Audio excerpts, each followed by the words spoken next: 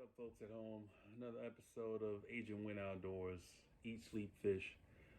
Getting ready to go out on the bay this weekend, and last time I was out, I had some issues with my trolling motor again.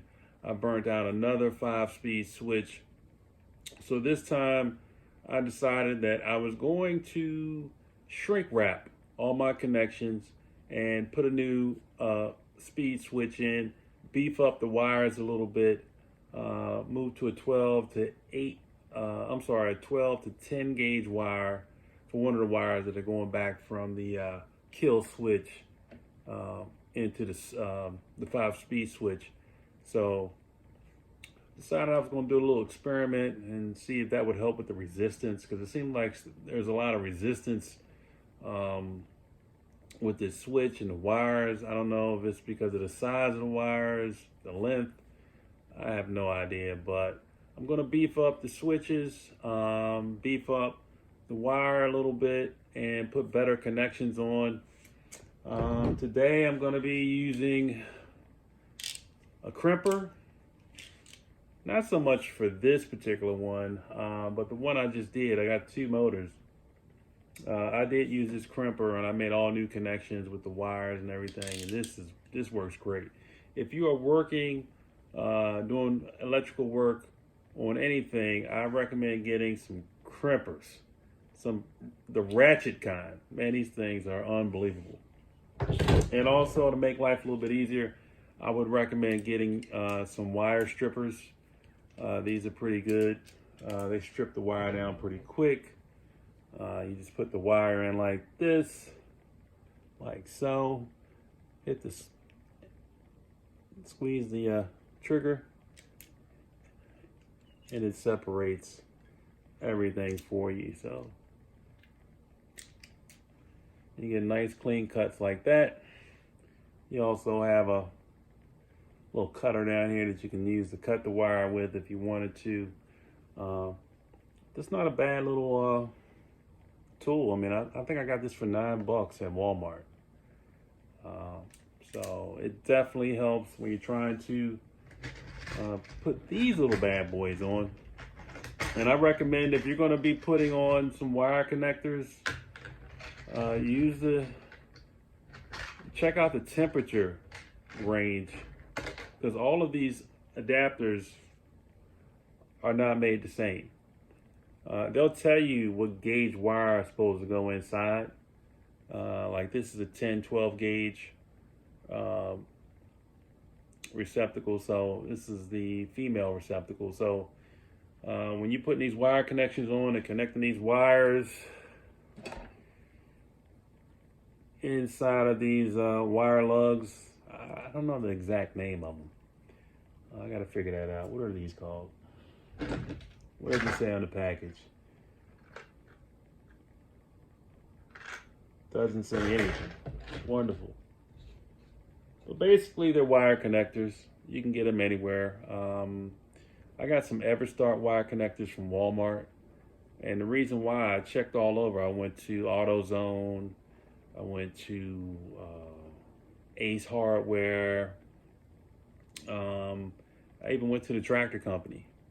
And I couldn't find one that gave you enough information on the temperature range that this thing can take.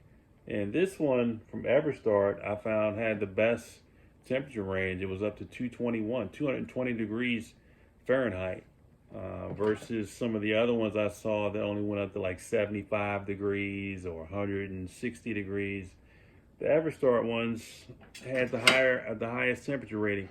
Now they do have some other ones that you can use like this, but they're high temperature, and people normally use them in like dryers and stuff like that. So if you want to go that route, you want to go all out, you can order them on Amazon and see what happens. I might have to switch to that. I don't know.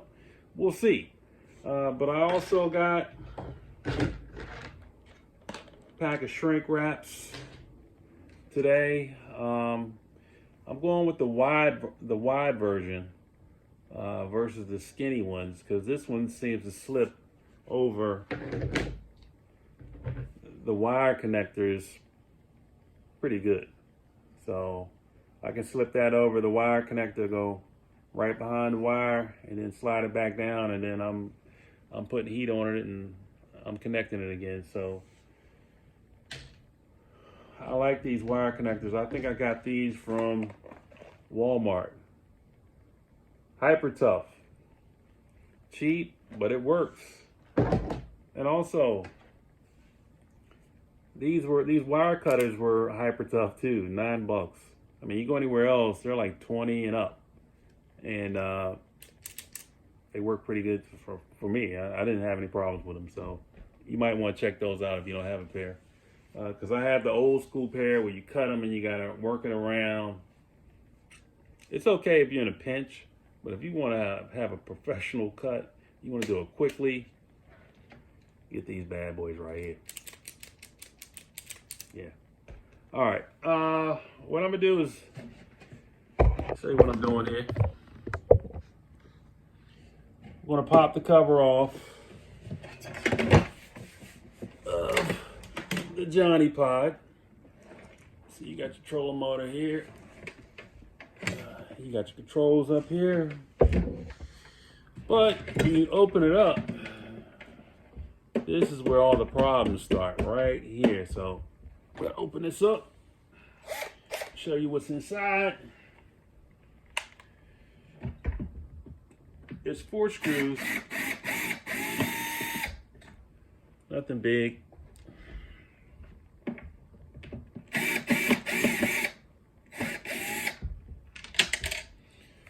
Oop, I just lost the screw.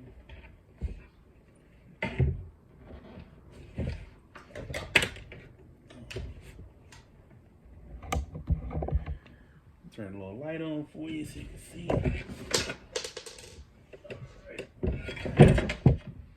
Yeah, these screws are really small, so be careful with them.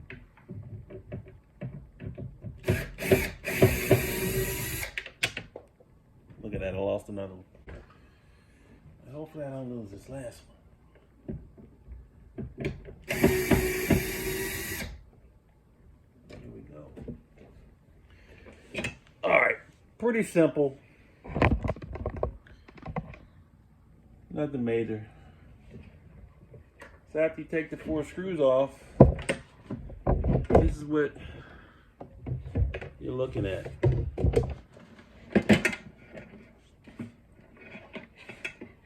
Okay, now what you see here is a brand new 5-speed switch. I've already replaced the switch in this. It's perfect. Nothing's wrong with it. I haven't even run this motor with the new switch in it. But as you can see, I got tape. I use tape for the connections. And what I'm going to do today is take all the tape off and heat shrink every connection. Because as you can see, there's no heat shrink on here. And I haven't really tested the tape, but the last motor that I had, this wire right here, I don't know if you can see that, but this is the wire that's going to give you the problems. This one right here, it's 2 wires that go into one, and it runs all the way up here to the kill switch, and it comes all the way back down here to this side of the 5-speed switch, and this is the one that burns up. That's the one you got to watch.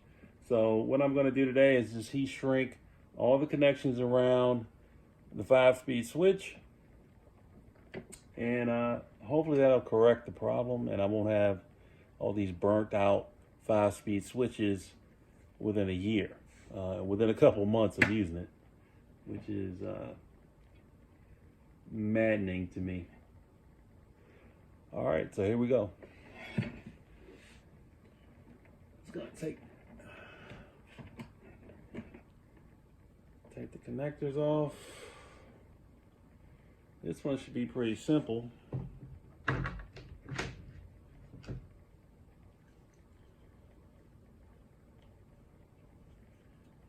Just gonna put this yellow heat shrink on it. Bring it down to about right there.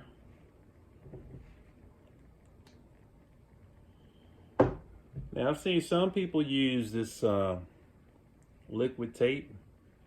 It does waterproof your connections. Um, it's like a rubber. It when it dries, it's like a rubbery substance. It's like rubber, and this is pretty good. I put this on connections like they go on a battery terminal. Uh, I put a coating of it here and another coating right there, just to keep it insulated and keep it from getting wet and shorting out on me. So that's what I'm going to do with this right here. But that's later. So let me show you how we shrink wrap. Use a trusty, dusty barbecue lighter.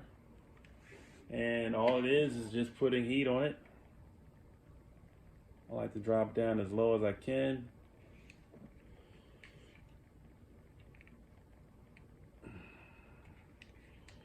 And then it's just a matter of not burning your hand.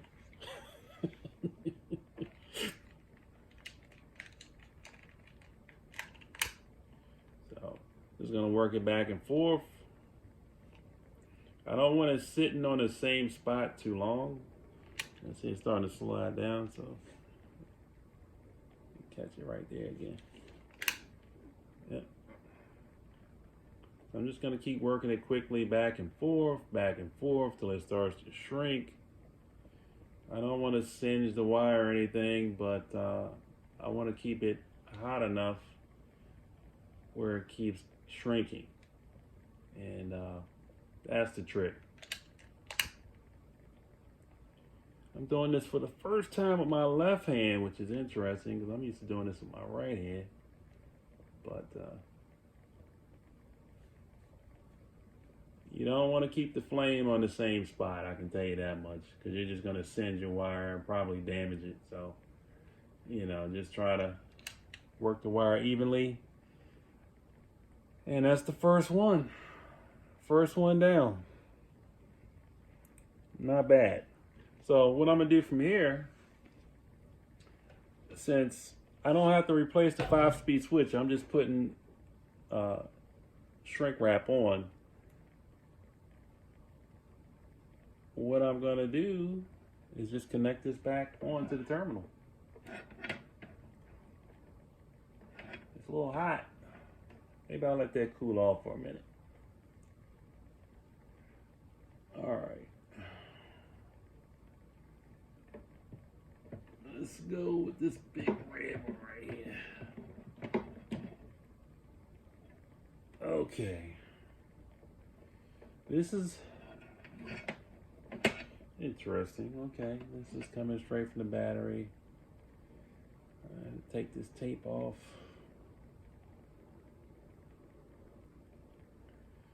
Maybe I can just shrink wrap right over top of this. What do you think? Let's go right over top of it, not even remove it. Just go right over the top.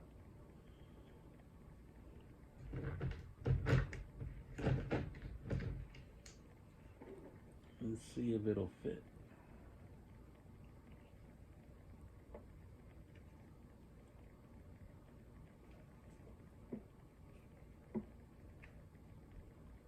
We want to do that.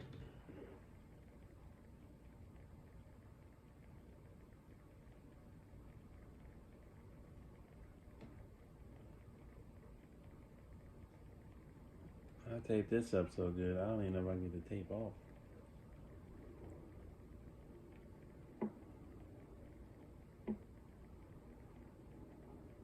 Alright, this is now, so I'll put that back on.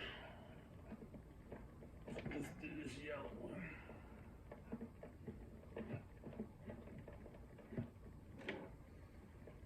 Alright. Yellow should be pretty easy because I already got the yellow shrink wrap for it. So.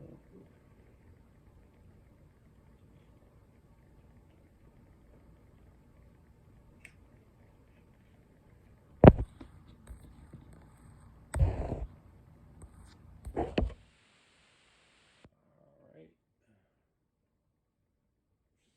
So I'm going to do one more. You guys pretty much get the gist of this.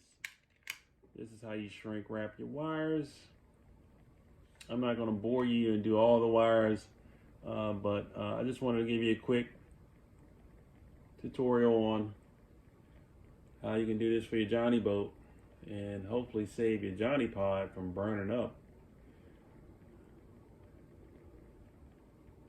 so quickly, and keep these wires from touching, because I mean, I've been stuck 3 times now because I've burnt out a switch or my boat just died on me, and I'm wising up. But Jonny Boat, if you're listening, you have a resistance problem with these wires. There's too much resistance going through or building up, and it's burning up this switch. So you guys are going to have to figure something out, because you got a resistance problem. That's what it is. It's a resistance problem. The current is going through, but it's being restricted. Because you got big wires coming into this thing, you got little wires coming out of it, you got even smaller wires that are connected to big wires, and it's just a resistance problem, and that's the issue with this. So this weekend I'm fishing the BASS Kayak Open Series on the Chesapeake Bay. Mike Iaconelli is fishing it. A bunch of local sticks are in it, and some guys from out of town that I'm sure are sticks in their own right. We're all on the Upper Bay. Upper Bay has a lot of grass, very shallow in a lot of places. And I need this bad boy to get me to some places, because I got some places I want to go, and I'm going to have to go over some grass, and I know the grass is going to wear my battery out, but I got to do what I got to do to catch these fish.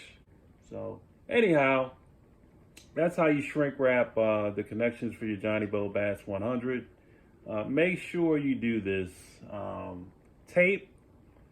If you don't have the shrink wrap, tape is good too, but it's not going to last as long as the shrink wrap will. I've already done my first motor, and I'm on my second one now, my backup motor. And we're going to check it out and test it tomorrow and put it through the paces, and we'll see what happens. I'll let you guys know. All right, until next time, subscribe, like, comment, let me know what you think. I'll answer all the comments as quickly as I can, like I always do. And I love you guys. We're over 100 subscribers now, which I never thought when I first started this channel I would have over 100 people that say, hey, thumbs up, that's pretty cool what you're doing. I like what you're doing. Because I have my favorites on YouTube. I always subscribe to Gone Fishing 804 is one of my favorites. That dude is just hilarious, and he catches a lot of fish. But there's a lot of YouTubers out there that I love, and I subscribe to their channel, and they inspire me. And my biggest fan is my sister, who passed away a couple weeks ago. She's in heaven, and she was my biggest fan. She was my motivation for even starting this channel. And it would be days I would go over her house and check on her, and she would have my channel on, watching every video from reel to reel. I said, girl, you crazy, but she just loved watching her brother on TV. So, I'm gonna keep this channel going in her honor, and the only way I know how. And hopefully I bring you guys some content that you can learn from, laugh at my pain, but also learn a lot about boats, fishing, and what we do here in Maryland as far as outdoors. So, love you guys. Thanks for subscribing. Keep it up. See you on the next one.